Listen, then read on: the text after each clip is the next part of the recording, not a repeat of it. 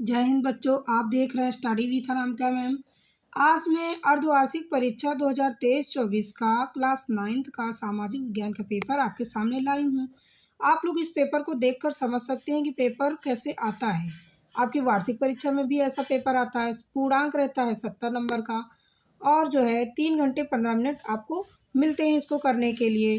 तो आप लोग पूरे पेपर को अच्छे से देखिएगा। इसमें से आपके पेपर में भी कई प्रश्न पूछे जा सकते हैं, जो आप लोग देख लीजिएगा। प्रत्येक प्रश्नों के उत्तर जो है खंडों के अनुसार क्रमानुसार लिखे हुए हैं। आपको पूरा पेपर अच्छे से पढ़ लेना है, ठीक है। सबसे पहले फिर आपका खंड आ है बहुविकल्पी प्रश्न, वेरी इंपॉर्टेंट है। इनमें से आपके पेपर में ज़रूर कुछ ना कुछ क्वेश्चन 5-6 क्वेश्चन जरूर पूछे जा सकते हैं। फ्रांस की प्राचीन संसद का क्या नाम था? तो प्राचीन संसद का नाम था स्टेट्स जनरल। नेपोलियन की वाटरलू में पराजय कब हुई? यानी कि वाटरलू के युद्ध में नेपोलियन की पराजय हुई थी, नेपोलियन बोनापार्ट की, तो 1815 ईस्वी में हुआ था। रूसो के बिना फ्रांसीसी क्रांति असंभव थी, यह कथन किसका है? तो ये है नेपोलियन बोनापार्ट का। उसके बाद समाजवाद का जनक कहा जाता है, किसे कहा जाता है? तो कार्ल मार्क्स को कहा जाता है। उसके बाद जो है अगला प्रश्न है हमारा 5वां। हिटलर की गुप्तचर पुलिस कहलाती थी गेस्टापो। क्या कहलाती थी? गेस्टापो कहलाती थी। क्षेत्रफल की दृष्टि से भारत का विश्व में कौन सा स्थान है? तो 7वां स्थान है।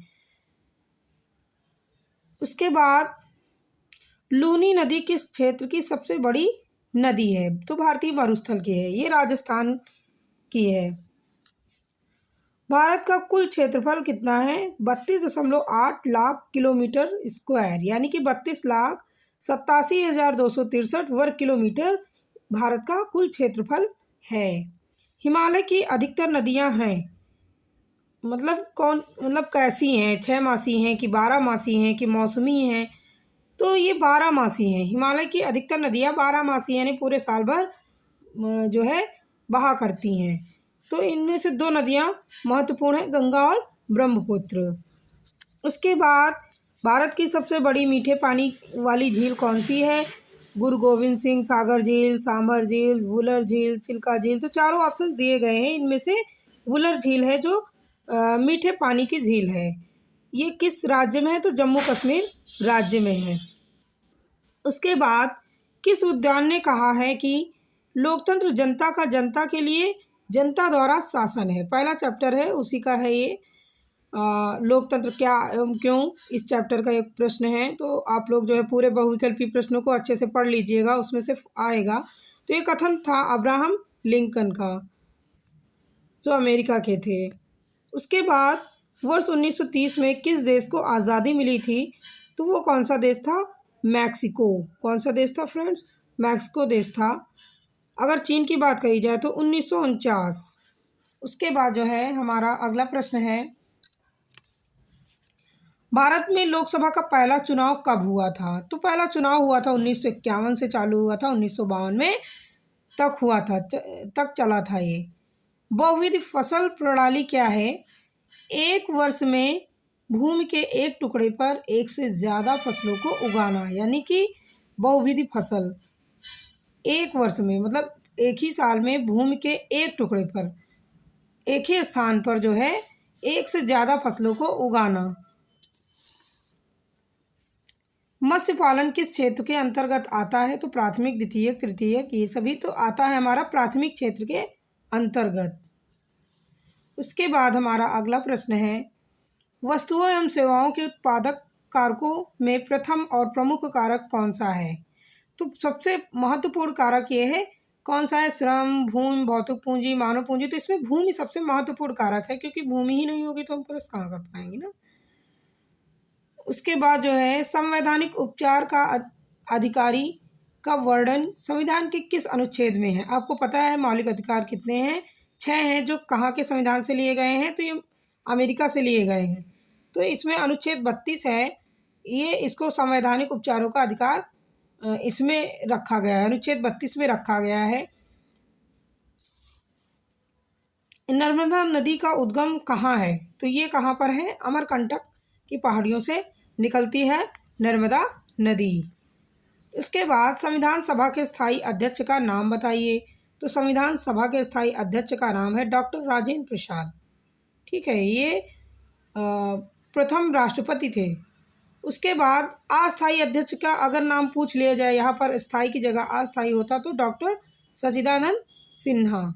और अगर पूछ लिया जाए संविधान निर्माता कौन थे, तो डॉक्टर भीमराव अंबेडकर। ठीक है, उसके बाद जो है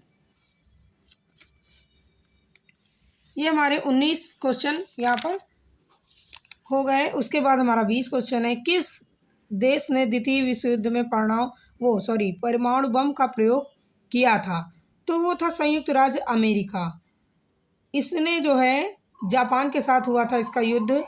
तो इन्होंने संयुक्त राज्य अमेरिका ने क्या किया था, 1945 में जापान के नागासाकी नामक स्थान पर बम फेंक दिया था। वहाँ पर आज भी जो है भूमि लाल कलर की है, इतने लोग मरे थे, सोचिए। तो ये हमारे 20 क्वेश्चन जो है ख़त्म हो जाते हैं। 20 क्वेश्चन आपके एग्जाम में पूछे जाएंगे, 70 नंबर का पेपर रहेगा, उसमें से बहुविकल्पी 20 क्वेश्चन पूछे जाएंगे। तो आप इनको अच्छे से पढ़ लीजिएगा। उसके बाद दीर्घ उत्तरीय प्रश्न दिया हुआ है। इसी तरह यहाँ पर अति लघु उत्तरीय प्रश्न भी रहेंगे। किसी किसी पेपर में अति लघु उत्तरीय लघु उत्तरीय रहते हैं, यहाँ पहले ही दीर्घ उत्तरीय आ गया है। बस्तर और जावा औपनिवेशिक वन प्रबंधन से क्या समानताएं हैं? वन ग्राम किसे कहते हैं? भारत की भौगोलिक आकृति का विभाजन कितने भागों में किया गया है? वेरी इंपॉर्टेंट क्वेश्चन है। नदियों तथा झीलों का आर्थिक महत्व, ये आपको अच्छे से पढ़ना होगा, जो है पूरे आपके सिलेबस में है और आपकी कॉपी पर भी लिखाया जा चुका है। जारशाही का अंत, लोकतंत्र की सफलता के लिए आवश्यक शर्तें, वेरी इंपॉर्टेंट क्वेश्चन, ये आपको याद भी होगा अच्छे से। बेरोजगारी क्या है? गंगा नदी तंत्र की क्या विशेषताएं हैं?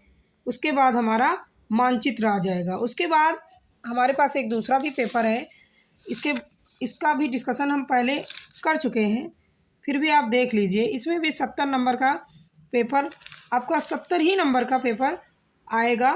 30 नंबर आपको विद्यालय द्वारा दिए जाएंगे, वो भी प्रैक्टिकल के थ्रू। 3 घंटे 15 मिनट का पेपर रहेगा। उसी तरह सब खंड में विभाजित है। खंड आ में बहुविकल्पीय प्रश्न ये दिए हुए हैं। मानो कि प्राचीन अर्थव्यवस्था का आधार खेती, चाय के बागानों पर काम करने वाला समुदाय कौन सा था? संथाल था। शीत ऋतु में किस राज्य में बाढ़ों का प्रकोप रहता है? तमिलनाडु। भारत में कितनी प्रतिशत भूमि पर कृषि की जाती है? तो 6, है ना। ये सारे प्रश्न आपसे हम डिस्कशन कर चुके हैं पहले भी। सबसे अच्छे वन कहलाते हैं कैसे वन? आरक्षित वन। समाजवाद का जनक कार्ल मार्क्स, देखिए इसमें भी ये पूछा जा चुका है। ये वेरी इंपॉर्टेंट क्वेश्चन है, आप जो है इसको अच्छे से देख लीजिएगा। प्रथम विश्व युद्ध कब हुआ था? 1914 में हुआ था। 1914 से 18 तक चला था। निम्नलिखित में किस नदी का उद्गम तिब्बत सिंधु नदी है? वेरी इंपॉर्टेंट ये भी है। गंगा से यमुना नदी कहाँ आकर मिलती है? तो ये प्रयागराज यानी कि इलाहाबाद में आकर मिलती है। भारत में किस नदी की अपवाद द्रोणी सबसे बड़ी है? तो ये गंगा नदी की है। जलवायु का तीसरा तत्व निम्नलिखित में से कौन सा है? सागर है। समाजवादी क्रांति किस देश में हुई थी? रूस में हुई थी 1917 में। भारत में संविधान सभा किस वर्ष बनी थी? तो आपको पता है संविधान सभा का गठन किस वर्ष हुआ था? तो 1946 में हुआ था। उसके बाद निम्नलिखित में से आप किसे निर्धन कहेंगे? भूमिहीन कृषक, जिनके पास जो है जमीन नहीं है, उनको हम निर्धन कहेंगे। अफ्रीका में निर्धनता जो है 2015 में घटकर कितनी रह गई थी? तो ये आपके बुक का आंसर है, 31% रह गई थी। चुनाव अवधि में आचार संहिता कौन लगाता है, यानी कौन लागू करता है? तो करता है चुनाव आयोग करता है। आपने चुनाव के बारे में बहुत अच्छे से पढ़ रखा है। उसके बाद किस राज्य में लोकसभा के निर्वाचित क्षेत्र 5 है? तो हिमाचल प्रदेश में है। लोकसभा को भंग करने का अधिकार किसे के पास होता है? तो वो होता है हमारे राष्ट्रपति के पास होता है। उसके बाद यहाँ जेठ धाराओं की उपस्थिति किस ऊंचाई की पट्टी में रही है? तो है 15,000 मीटर। स्थानांतरित कृषि का एक अन्य नाम क्या है? तो वो झूम कृषि नाम है उसका। ठीक है, तो 20 क्वेश्चन हमारे जल्दी जल्दी से ये भी कंप्लीट हो गए। इनको अच्छे से आप लोग जो है पढ़ लीजिएगा, आपकी तैयारी बस अच्छी ही होनी चाहिए। उसके बाद ये सारे प्रश्न दिए गए हैं, वेरी इंपॉर्टेंट क्वेश्चन है, आप लोग इनको देख लीजिए। यहाँ शहरी ग्रामीण निर्धनता के कारणों की समीक्षा की जाती है।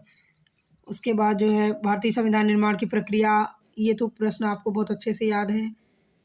ये सभी प्रश्न जो है आपके एग्जाम में, इन सभी प्रश्नों को आप देख लीजिएगा। 2-4 क्वेश्चन, 10 क्वेश्चन इन पेपर में से आपके पूछे जा सकते हैं। Thank you for watching this video. अगर आपको ये वीडियो अच्छा लगता है तो आप इस वीडियो को लाइक करें, चैनल को सब्सक्राइब करें। थैंक्स।